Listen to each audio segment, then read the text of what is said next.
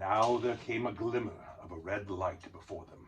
The goblins began to sing or croak, keeping time with the flap of their feet on the stone and shaking their prisoners as well. Clap, snap, the black rack, grip, grab, pinch, nab, and down, down to Goblin Town you go, my lad. Clash, crash, crush, smash, hammer and tongs, knocker and gongs, pound, pound, far underground, ho, ho, my lad. Swish, smack, whip, crack, batter and beat, yammer and bleat, work, work, nor dare to shirk, while goblins quaff and goblins laugh, round and round, far underground, below, my lad. It sounded truly terrifying. The walls echoed to the clap, snap, and the crush, smash, and to the ugly laughing of their ho, ho, my lad. The general meaning of the song was only too plain, for now the goblins took out whips and whipped them with a swish, smack, and set them running as fast as they could in front of them, and more than one of the dwarves was already yammering and bleeding like anything when they stumbled into a big cavern. It was lit by a great red fire in the middle, and by torches along the walls, and it was full of goblins.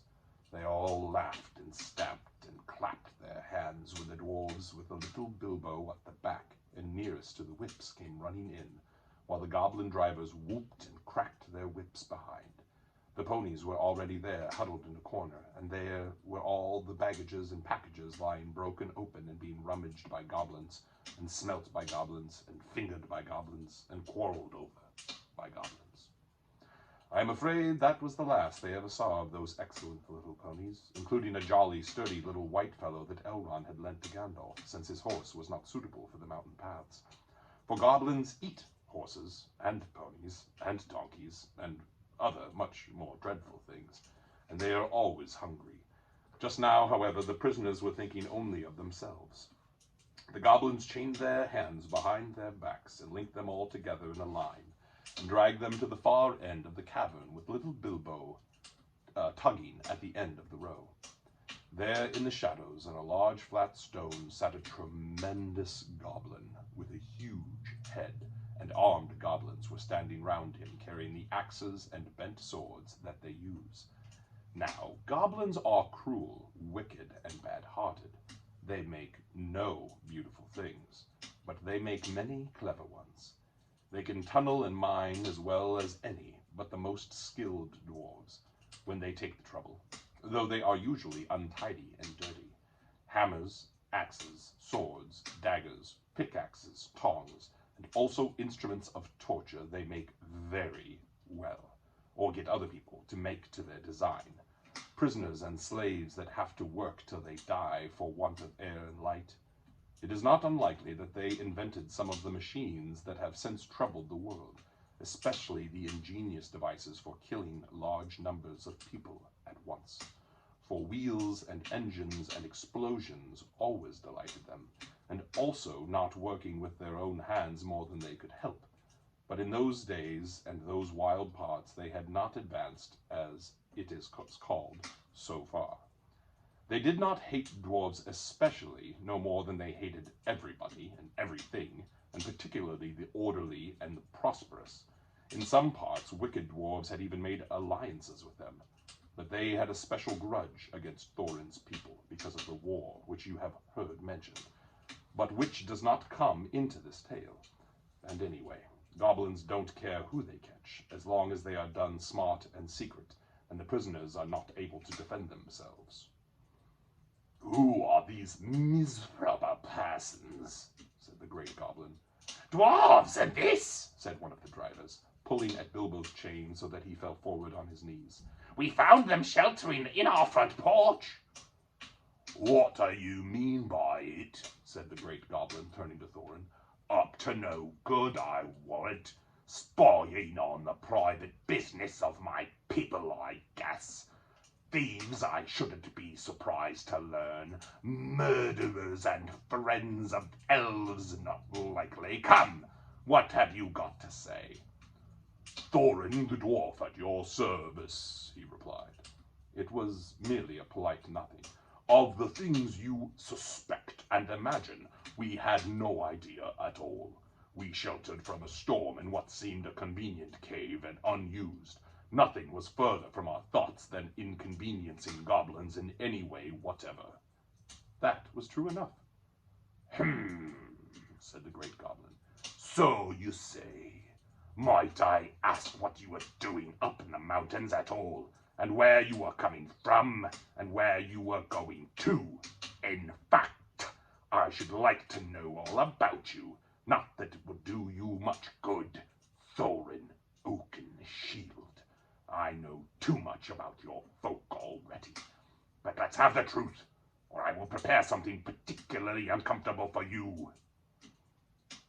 We were on a journey to visit our relatives, our nephews and nieces and first and second and third cousins, and the other descendants of our grandfathers who live on the east side of these truly hospitable mountains, said Thorin, not quite knowing what to say at all once in a moment, when obviously the exact truth would not do at all. He's a liar! A truly tremendous one, said one of the drivers. Several of our people were struck by lightning in the cave when we invited these creatures to come below, and they are as dead as stones, although he has not explained this. He held out the sword which Thorin had worn, the sword which came from the troll's lair.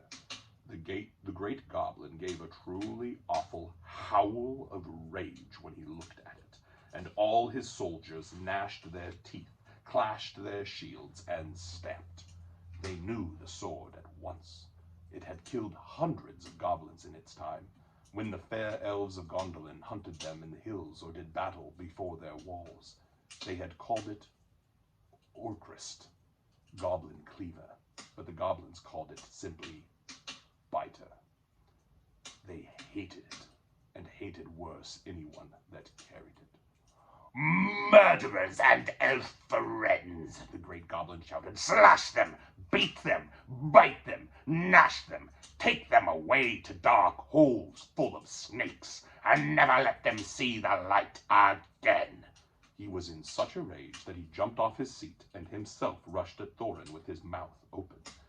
Just at that moment, all the lights in the cavern went out, and the great fire went off, poof, into a tower of blue glowing smoke right up to the roof that scattered piercing white sparks all among the goblins. The yells and yammering, croaking, gibbering and jabbering, howls, growls and curses, shrieking and squeaking that followed were beyond description. Several hundred wild cats and wolves being roasted slowly alive together would not have compared with it. The sparks were burning holes in the goblins, and the smoke that now fell from the roof made the air too thick for even their eyes to see through. Soon they were falling over one another, rolling in heaps on the floor, biting and kicking and fighting as if they had all gone mad. Suddenly a sword flashed in its own light. Bilbo saw it go right through the great goblin as he stood dumbfounded in the middle of the rage. He fell dead, and the goblin soldiers fled before the sword, shrieking into the darkness. The sword went back into its sheath. Follow me, quick, said a voice, fierce and quiet, and before Bilbo understood what had happened, he was trotting along again as fast as he could trot, at the end of the line down more dark passages with the yells of Goblin Hall growing fainter behind him. A pale light was leading them on.